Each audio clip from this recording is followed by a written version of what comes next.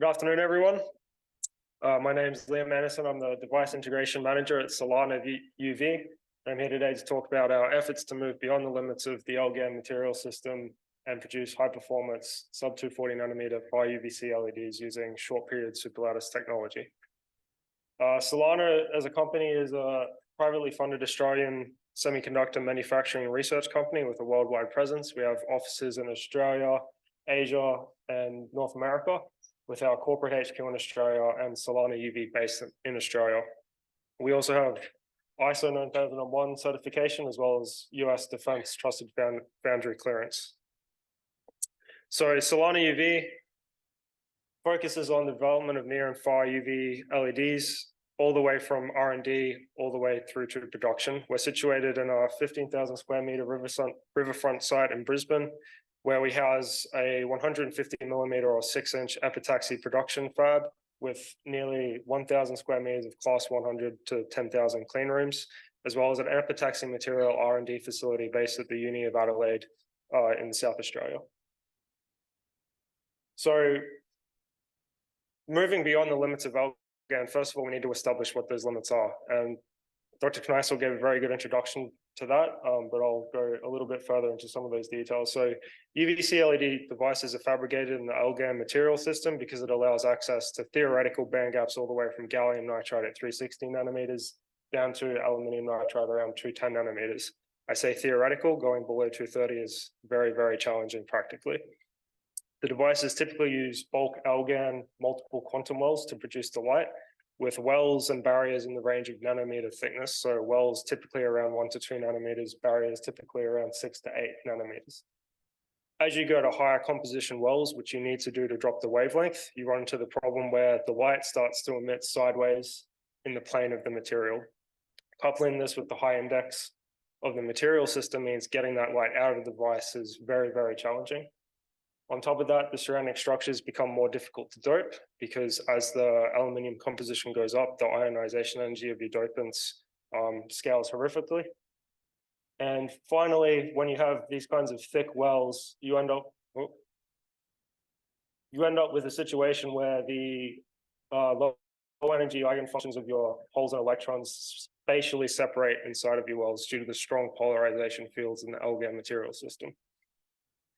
So how do we solve this?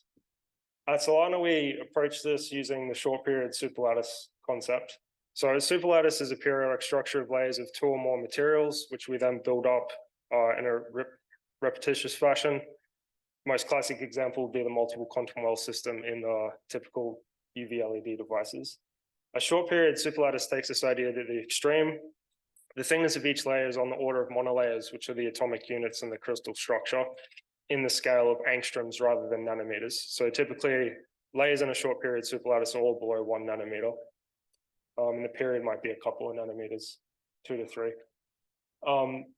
The reason we do this is that at this type of thickness scale, the band structure produced is unique and it's different from the equivalent AlGaN material system and also the constituent aluminum nitride and gallium nitride layers. And I'll get into why that's important in a second.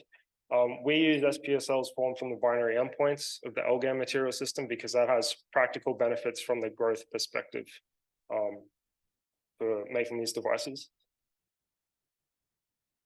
The main reason, or one of the main reasons we do this, is to address the light extraction efficiency that was brought up by Dr. Kneissl.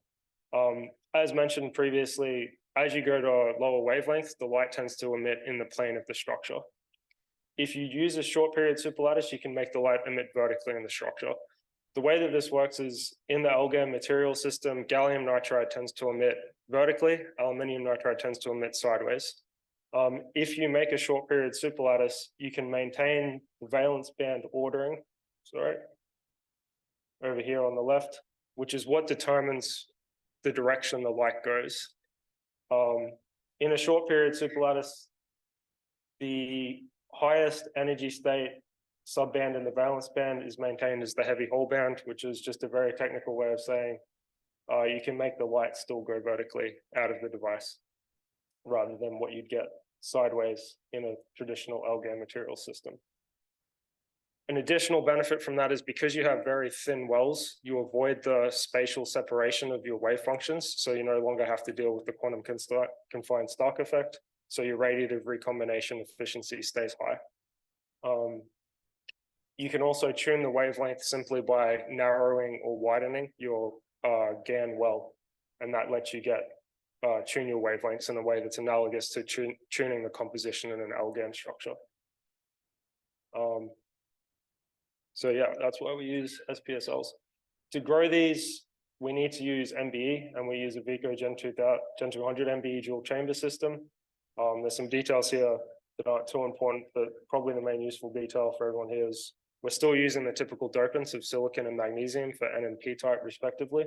And our process is designed for deposition onto 6-inch wafers because we have a high focus on manufacturability and actually producing devices that we can sell on to customers. An additional benefit that you get from a short period superlattice is that you can grow layers which are pseudomorphic to the aluminum nitride substrate. This is demonstrated in this reciprocal space map on the left, where the SPSL stack is shown to be vertically aligned with the aluminum nitride buffer, meaning that the in-plane lattice constant hasn't shifted during the growth, indicating that it's pseudomorphic.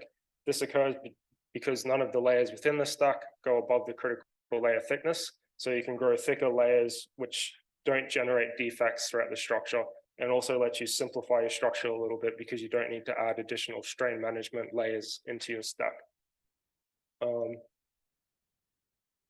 We also take long-range omega-2 theta scans of our devices or our superlattice stacks, which is useful to confirm the structural properties of the devices. We can see here on the right in TM, we have very sharp, clear interfaces between the gallium nitride wells, which are the light color, and the aluminum nitride barriers, which are the dark color. In the XRD scan, this perfect long-range periodicity, as well as the sharp interfaces, is confirmed by very narrow satellite peaks, multiple order satellite peaks, and also the presence of the satellite peaks very far from the zero order Bragg diffraction angle. To take full advantage of this technology, apart from the buffer and the top gallium nitride contact, the entire device stack is made from SPSLs. So for example, we have the NSPSL and aluminum nitride buffer interface. This is just a TM showing that we get defect bending at that interface, which helps to address the defect reduction in the layers. And then our N area contact is all SPSLs, our active layers SPSLs, and our P-side structure up to the P-GaN is all SPSLs. So the P-GaN structure or the P-side contact is shown here, where we can see the active layer of the SPSL transitioning into what we call a chirped SPSL, which is basically the SPSL analogous structure to a linearly graded AlGaN structure. One extra additional advantage from SPSLs is when we do those types of graded structures, we have additional degrees of freedom. In an SPSL, we have 3 ways that we can change the composition of the material, being the gallium nitride well, the aluminum nitride barrier, or both, which lets us play a lot of tricks in this P-side EBL structure. So in terms of the devices that we can produce from this structure, we've demonstrated well, on this slide, you can see down to 226 nanometers and a little bit, but we've demonstrated Far-UVC devices from 240 all the way down to 225 in our laboratory. Obviously, this is all normalized intensity. There is a power scaling that's associated with this reduction in wavelength. But this is typically tuned pretty well correlated with the well width, as I mentioned earlier. So we can access these wavelengths as we want to just by tuning that well width. In terms of what I mentioned earlier about wanting a manufacturable process, and from the question that someone brought up, how far away is this? At Solana, the answer is it's here now. We have a 6-inch process with an incredibly high yield. So you can see this is our 6-inch wafer map of wavelength uniformity and our power map. There's a greater than 4-inch area that's very high uniformity, and then we have edge effects beyond that. But that allows us to produce many thousands of devices per wafer that are in spec and gives us very high yield. In terms of the actual device performance, at 200 milliamps, we're talking about 7 milliwatts power at a wavelength of 235 nanometers and a peak EQE close to 1%. In terms of package die and, a fun experiment, I guess you wouldn't actually run a device like this in real life, but in a flip chip package, we drove one of these to 1 amp and it achieved the maximum optical power of 18 milliwatts at 236 nanometers. Obviously, we don't expect it to survive long, but this does demonstrate the quality of our material and the proof of the concept of the SPSL structure at these wavelengths. Having high yield from 6-inch wafers and being focused on manufacturability also allows us to do fairly rigorous statistical analysis of the lifetime. So to address another question from earlier, our lifetime, we've demonstrated in excess of 2,500 hours through 2 complementary techniques, and that's using continuous wave 20 milliamp drive current with no burn-in or any additional processing at room temperature. Currently our baseline's around 2,500 hours for L70 and a decent chunk more for L50, depending on what you're interested in. So in conclusion, at Solana UV, we produce high quality UVC LEDs using the SPSL technology, principally to address the LEE concern that was brought up by Dr. Kneissl. We use commercial scale NDE to provide a high yield process. We've demonstrated wafer level emission wavelength down to 225 with wafer level optical power at 7 milliwatts at 235 nanometers. We've demonstrated what we believe is a record at 236 nanometers at 18 milliwatts, but literature is constantly evolving. This is a very rapidly changing field, so I wouldn't be surprised if someone's close to or has topped that since we've done this measurement. And we've produced UVC LEDs with lifetimes in excess of 2,500 hours. These devices are for sale currently. We do have sampling downstairs where you can come have a look at these and come have a chat to us if you have particular application needs. So thank you very much for your time.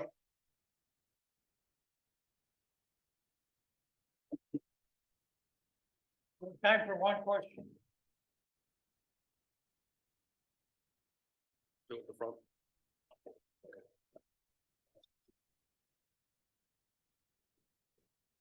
Well, congratulations, first of all, on a new concept. Thank you. The lifetime is still fairly on the low side. Is that something that is improvable or inherent?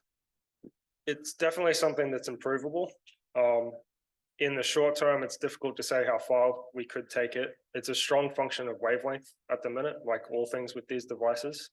There are simple things we can do in the short term. So these are around 1 square millimeter die. We can play games with the size of the die size, for example, the drive currents, the packaging technology to get more heat out of the device. Typically, anything that we do in our experience that improves the optical power also tends to have strong positive benefits on the lifetime, because the mechanisms that are preventing radiative recombination, getting light out, generating heat, are all the things that are going to reduce your lifetime. So I think typically you see, as all the power and other metrics improve, you also typically will see the lifetime improve as well.